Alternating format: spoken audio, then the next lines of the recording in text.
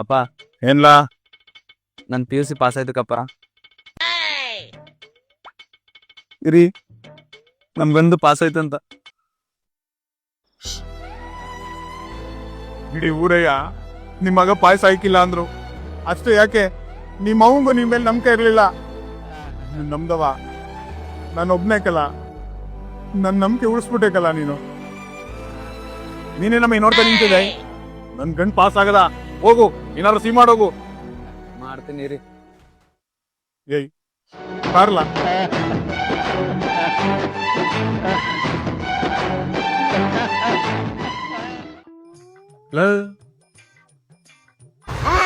ನನ್ ಮಗ ಪಾಲಿಬೆಟಿಕ್ಸು ಹೆಂಗಿದ್ರು ಪಾಸ್ ಆಗೋದಿಲ್ಲ. ನಿನ್ನ ಹತ್ರಕ್ಕೆ ಕೆಲ್ಸ ಕಳಿಸ್ತೀನಿ ಅನ್ಬಿಟ್ಟು 10,000 ಇಸ್ಕೊಂಬಂದಲ್ಲ. ಯಾವಾಗಿಂದ ಕಳಿಸ್ತಿಲ್ಲ ಕೆಲ್ಸಕ್ಕೆ ನಿನ್ ಮಗನ್ನ?